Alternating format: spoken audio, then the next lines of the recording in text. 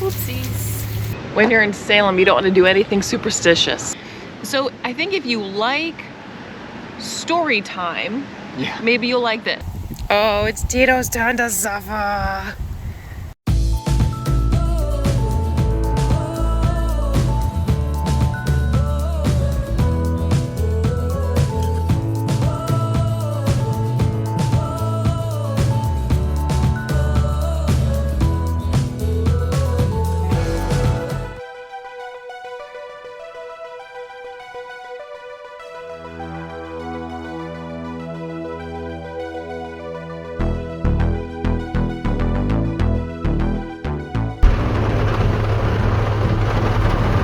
And this is what happens when it's pouring down rain, trying to back up, trying to figure everything out.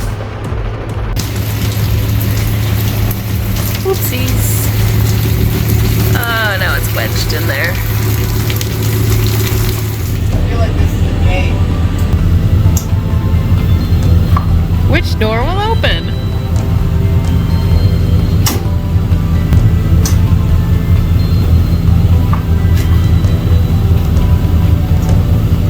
Looks like a bad idea.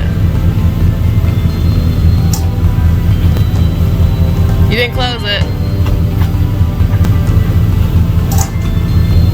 I feel like it's Christmas. Christmas in Amazon. Christmas in August? Yeah, but it's no fun when you have to pay for your own Christmas presents. That's true. But that was fun. Okay, let's go. Welcome to Salem.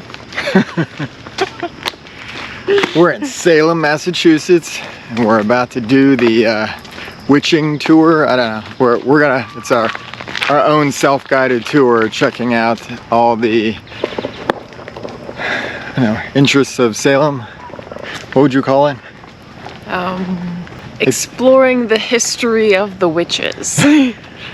Very witch-oriented town, Yeah. obviously due to the Salem witch trials. So we're going to be assessing everything and seeing how everything was back then. Going through museums and cemeteries.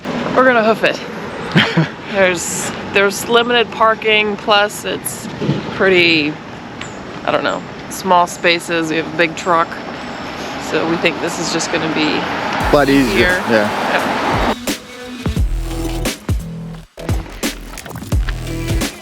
So this thing could get up to 30 miles per hour in high gear, 10 miles per hour in low gear. It's 750 horsepower. It's 56 tons. That's combat loaded. Only 53 tons when it's not combat loaded, so you know, it's a light little thing. That's pretty fast though for 750 horsepower, but be able to travel 30 miles per hour. In reverse, it can only go 10. Well, So you're not flying in reverse. Most people should only go 10 maximum in reverse. I would say like 2. Yeah, and this had a crew of 4. That's awesome. When you're in Salem, you don't want to do anything superstitious. Do not walk under a ladder.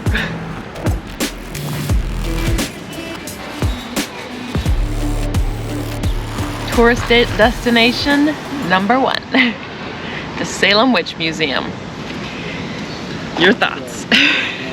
So it's not what we expected. I think that we kind of expected more of a traditional like museum, and it was more of a theatrical appearance, which that's why we chose not to do the dungeon museum because of that overall. When you first enter in, you will go into a auditorium type of area. There's wax, it's a little bit darker. There's wax figures kind of all around, and basically tells you the story, which is interesting and I think informational to have for the story, but I feel like it's not up to date with the times and up to date with like in a museum more so than a theater. I definitely felt this was a little bit more like a theater than a museum in itself. And then from there, it's about maybe 20-25 minutes long, and then you go into another room that has a couple of wax figurines, but has some plaques on the wall and has some things just talking about what is today of the potential for a witch and that aspect. So for us, it's like I said, it's not what we expected. Yeah, it's all a pre-recording, and the way it works is, you know, when you first go in this room, everyone sits down and you look over here for one exhibit, and then you have to turn over here for the next, and the next one's behind you, and then over here. So you're constantly spinning in your seat to see it. And if you're one of the last people in there, there's benches along the wall. And if you sit there, you can't even see the ones up here. These people are going like this, trying to see it. Turn around and see things. Yeah, so, you know, and you can see the cobwebs on some of the, you know, wax figures. So it's very old school, very basic. You know, we paid $33 for the two of us to sit at this thing that, I mean, it hasn't been updated. There's no animation. Everything just sits there. And like I said, you're the one that has to move. Yeah, you're the one that has to figure it out. And because, like she said, there's recording, talking about it. So it's not what we expected for this day and age. I mean, even in the 90s, this is pretty basic when it comes to it. Pretty old school.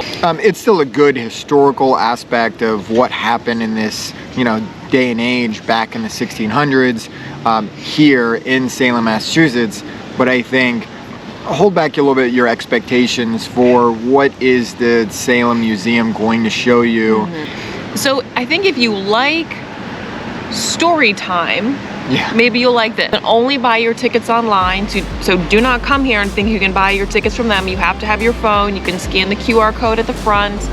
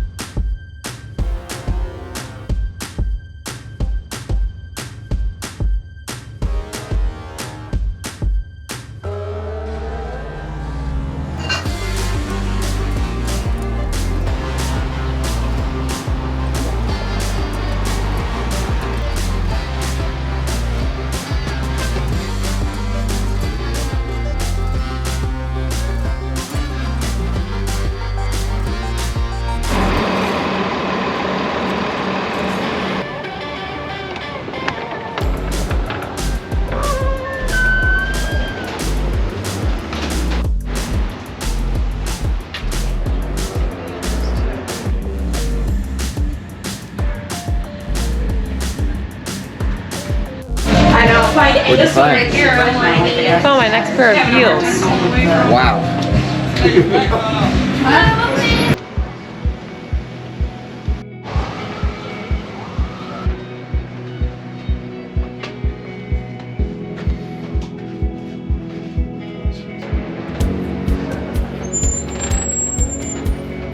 You can go on through just to stay on the path, okay?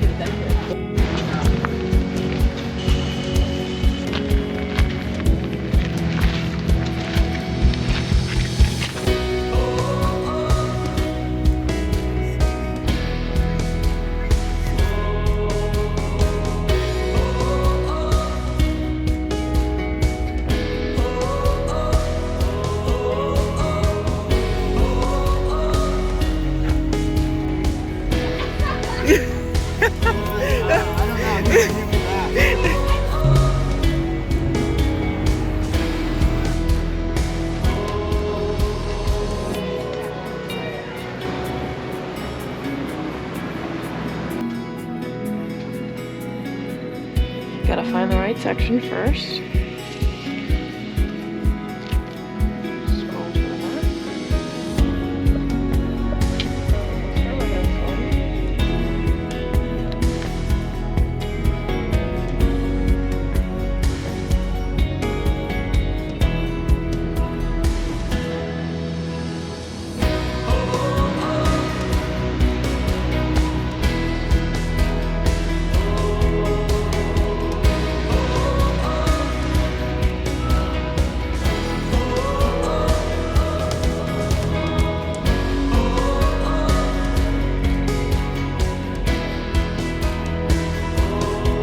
We're here at the Derby Wharf in Salem, Massachusetts, checking out the Friendship of Salem. It's an old maritime ship, I guess, that unfortunately it's not open.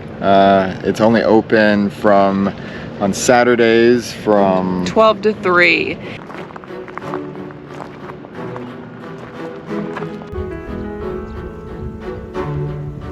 Salem, Massachusetts marks our 18th state. It's 13 for season 2. There we go, Massachusetts on the board.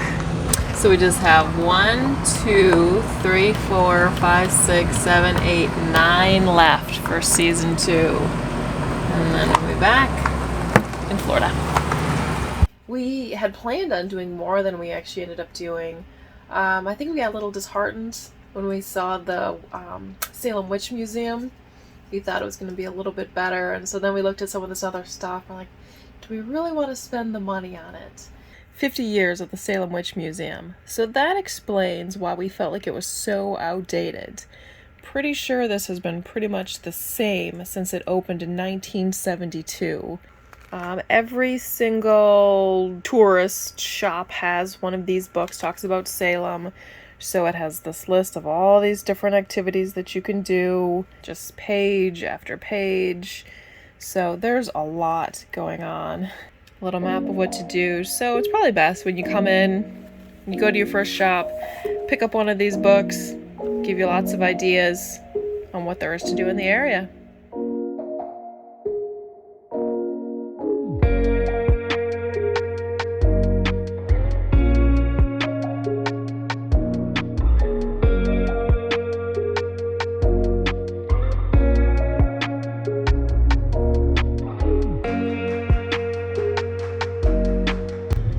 Just pulled into Fisherman's Memorial State Park in Rhode Island, and they are not messing around here. They want your driver's license, your vehicle registration, your RV registration. We've never been asked for all those things before. They want your plate numbers. So be prepared if you come to Rhode Island. If you stay at one of the state parks, they want all your information. So besides the registration and license, did they need a blood sample? Yeah, I had to give, I think it was like 2 quarts, 2 liters of blood, so I need some water. I'm a little thirsty. You can only drink the water inside the rig. You can't have any water outside the rig whatsoever. Yeah, Rhode Island is very interesting. How they need all registration from the truck to the trailer. They need the dog's names, what kind of breed they are, and no water usage outside. They need to know your name. They need to know what kind of truck, what kind of trailer. They need to know everything. Rhode Island is they're strict. They're strict. It's like Virginia on steroids. Tito, I got my haircut. It's time to get your haircut. Tito, we're gonna take a little off the top, okay? A little off the top. We're gonna get your haircut. Get your haircut. Are you ready to get a haircut?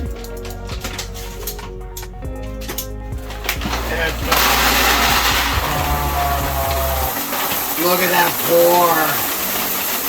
Oh, can you taste it, Savage? Can you taste it? Oh, yeah.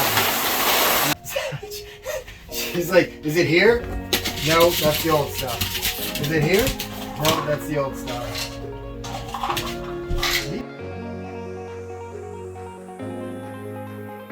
Oh, Tito? Oh my, so excited. So excited. You sure? You sure?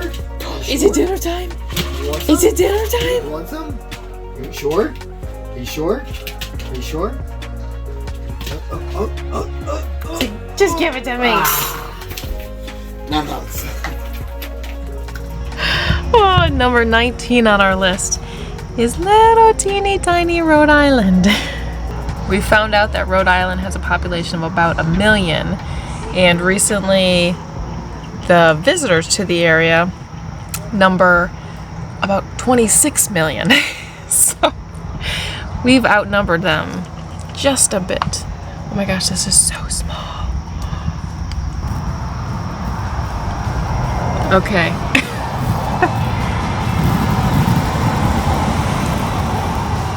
Okay, they've made their mark on our map.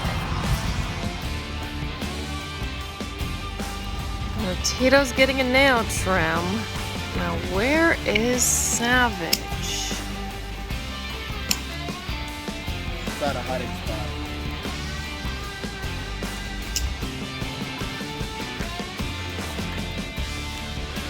Savage, are you nervous? Savage, do you want another nail trim? Oh, it's Tito's turn to suffer.